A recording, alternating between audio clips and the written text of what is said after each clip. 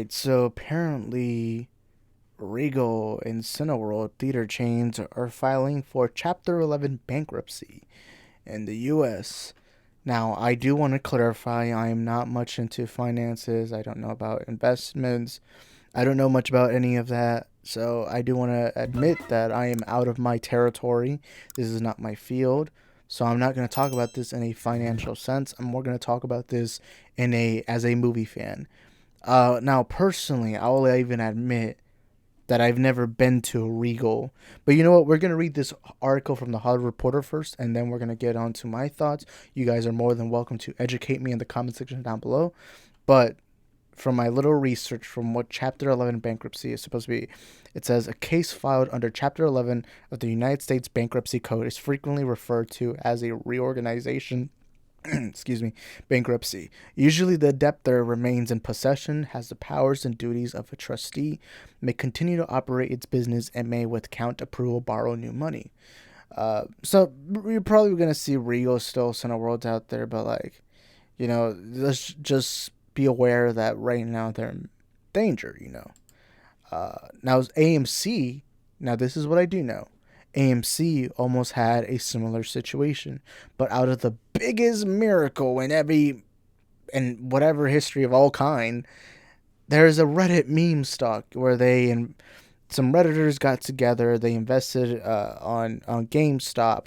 They invested on AMC, and AMC was able to somehow pull off a miracle and not go bankrupt. But yet, Adam Aaron had the sheer audacity to go in front of Cineworld, I mean, not Cineworld, CinemaCon last year and say, I saved AMC. No, you didn't. But let's read this article. Cineworld Group, the owner of Regal Cinemas, is preparing to file for Chapter 11 bankruptcy protection in the U.S. The Wall Street Journal reported on Friday. Executives at Cineworld, in a statement to the Hollywood Reporter, said Cineworld and Regal theaters remain open for business as usual, and they reiterated an August 17th statement that indicated the company was eyeing unspecified strategic options as it was struggling to get through the summer doldrums for Hollywood tentpoles in its theaters.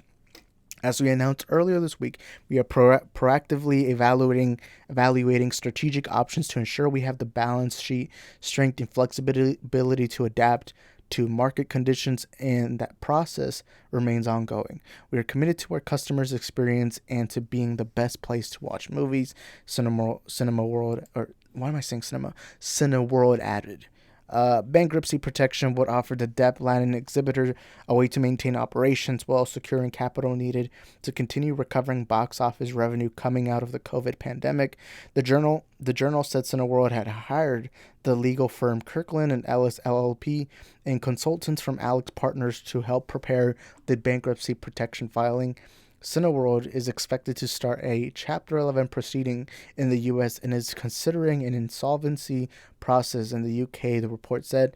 On Wednesday, Cineworld had said its admission levels had fallen below its expectations. They were due to a limited film slate that is anticipated to continue until November 2022 and are expected to negatively impact trading in the group's liquidity possession in the near term. Added, any deleveraging transaction will likely result in the very significant dilution of existing equity interest in Cineworld. The second largest exhibitor also noted, after a strong box office recovery in the first half of 2022, major exhibitors are looking to momentum, possibly stalling in the second half of the year for a lack of big names Hollywood tentpoles after the performance of Top Gun Maverick and Minions: Rise of Gru. This really is a Minion soup. Hey, what? They forgot about Morbius. Morbius made. I don't know why you're complaining about money when Morbius made you over $1 trillion. Morbius should have kept you safe for the next decade, man. I'm just kidding. Cineworld has had the high debt load for years. Like many rival exhibitors, it has had a particularly challenging time dealing with its debt mountain coming out of the coronavirus pandemic. It has had a need for fresh capital to maintain operation. Its debt stood at around $5 billion as of the end of 2021. In July 2021, the company secured $200 million of incremental loans from the group of its existing leaders and agreed covenant amendments on certain of its existing debt facilities. including reducing the minimum liquidity requirement and relaxing limitations on the use of cash. Um, yeah, so we read that entirely. This isn't good. And look, movies right now there isn't any big movies coming out. The biggest I can think of right now that's coming out in this month is probably that one Idris Elba movie Beast, which I'm actually considering watching it because the trailers look good, but because there's been very little marketing, I've barely had any like I haven't even put it in my head that I should watch this movie just because of the little marketing I've seen, and I don't hear anyone talking about it.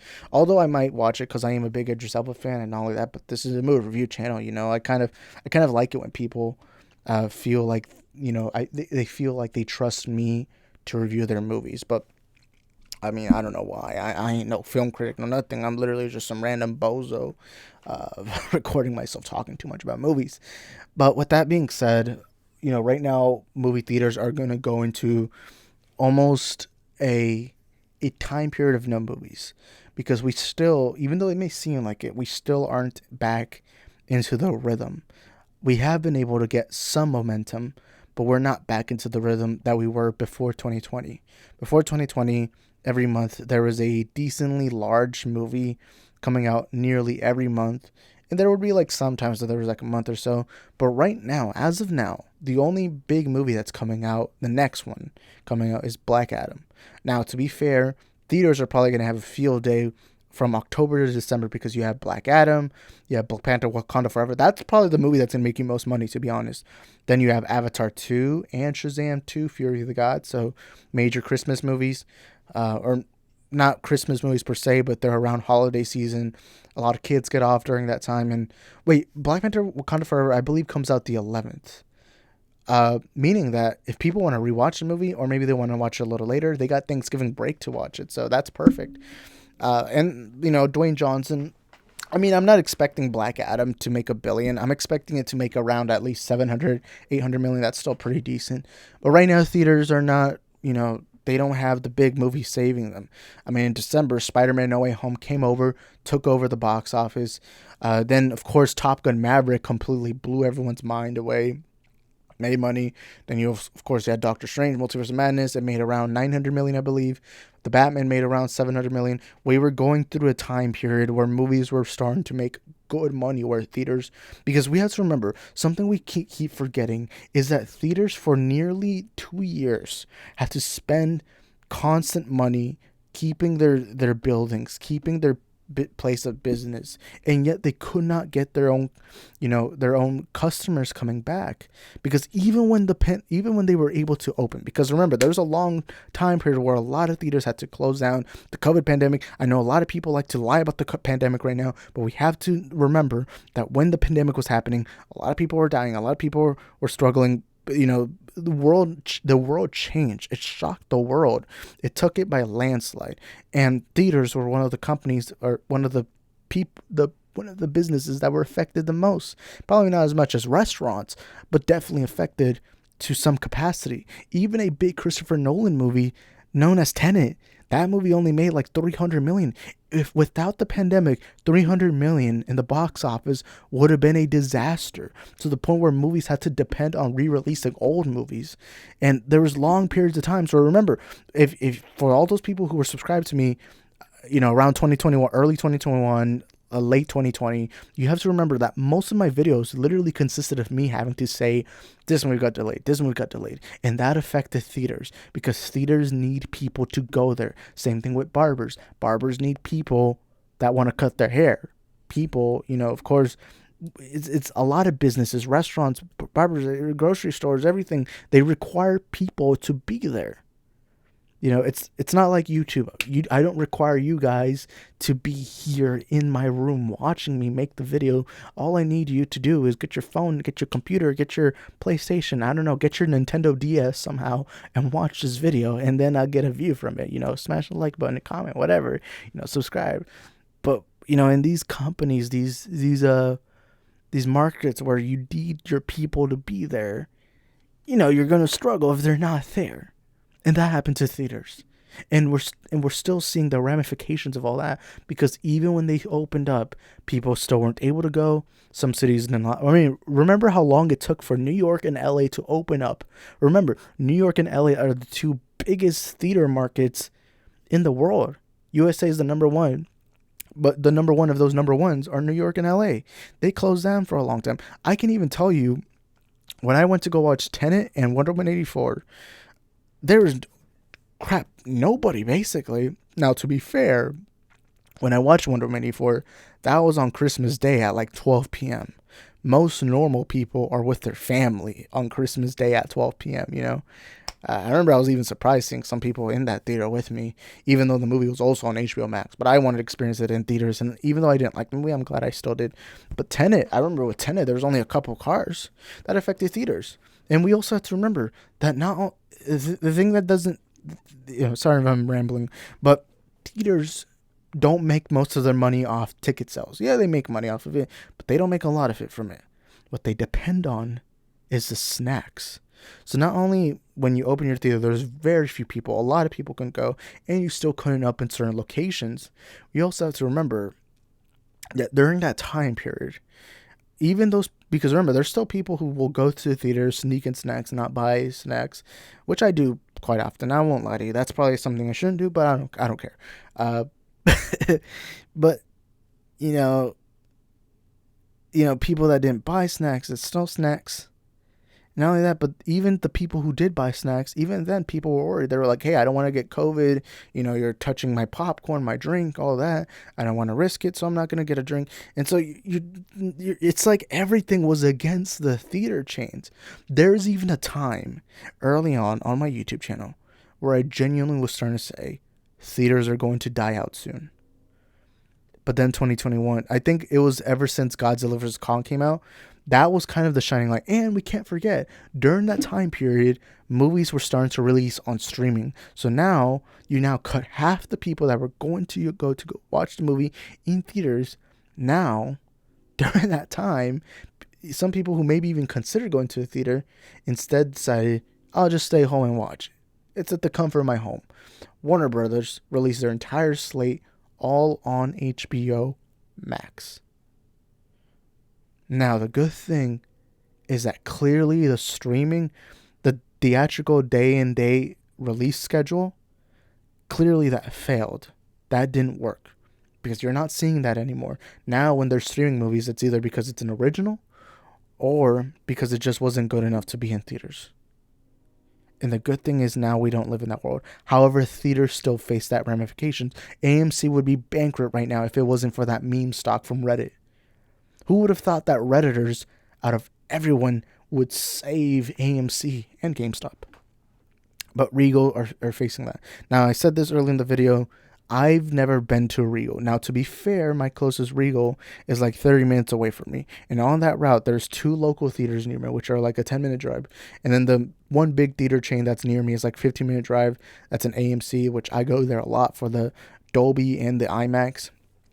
And of course, the Regal is like 30 minutes away. I've never been able to go there because, it's just too far away. I'm not going to drive that far for a movie. But I won't lie to you. If there was a Regal close to me, at least 20 minutes max, I honestly would probably be going to Regal to go support it. So for those that are going out, again, this is optional. This is not me telling you you have to do this. If you want to support Regal, if you believe Regal is a great theater chain, my recommendation is, if you can, whether it's financial, whatever. I know gas prices have been kind of lowering, but they're still at a high price. My recommendation is, please go support Regal. Go just watch a movie of your choice. Buy some popcorn, a drink, whatever they got, and, just support them, in this crisis, because we need theaters to stay up. Theaters, are where magic is made. I can tell you, I remember when the pandemic was happening, I was kind of disappointed. I was kind of saddened because I genuinely, for a while, believed that theaters are over. Now, clearly, that's not the case anymore. Maybe certain theater chains will be over, but as of now, it's a cautious. The good thing is, the worrying thing right now for theaters is, of course, there's not going to be a big movie for this month and next month. There's that Florence Pugh movie. I forgot what it's called. Don't Worry Darling, I believe that's called. I think that looks interesting. I don't think they're going to be big box office wins, you know? It's not going to be a Top Gun Maverick. Top Gun Maverick blew, I would say, during the pandemic, the biggest box office success was Top Gun Maverick. And I'm not saying ranking because I believe Spider-Man No Way Home still beat that number. But it's just that Top Gun Maverick shocked everyone. I think everyone expected it to be great, but I don't think anyone expected it to make over $1 billion. You know, and people are still rewatching it. I actually know somebody who doesn't rewatch movies, and he's always called me crazy for rewatching movies in theaters. But he's seen Top Gun, I believe, 3 times already in theaters, and he never does this. In fact, sometimes he doesn't even go watch a movie for one time. Or, well, everyone does that, but for him, it's like the big movies. Like, I think he hasn't seen Thor: Love and Thunder yet. I think he hasn't seen Doctor Strange yet, but he went to go watch Top Gun 3 times. That was amazing. But really, right now, Regal's in a tough position. If there's one close to me, I would go support Regal. Mainly because I'm a little frustrated with how Adam Aaron is running AMC. But still, I got to go support Regal. Or I wish I could. I mean, I could if I wanted to, but at the same time, Regal's got to support me because I'm clearly, I ain't rich. I'm not made of money. I'm not made out of money, man. I can barely afford a green card. I'm just kidding. But no, in all honesty, I hope for the best. We're just going to have to see and find out how it goes. But hopefully things get resolved. But whatever it is, let us know in the comment section down below. Let us know your thoughts, what you think is going on. Do you agree, disagree, whatever it is, please let us know in the comment section down below. And if you have your own input, because again, this isn't my territory. I don't talk about finances. I don't talk about any of this. For those who do know about finances, investments, and all that, you guys are more than welcome to let me know in the comments how things, work out. And I'll see y'all next time. Peace.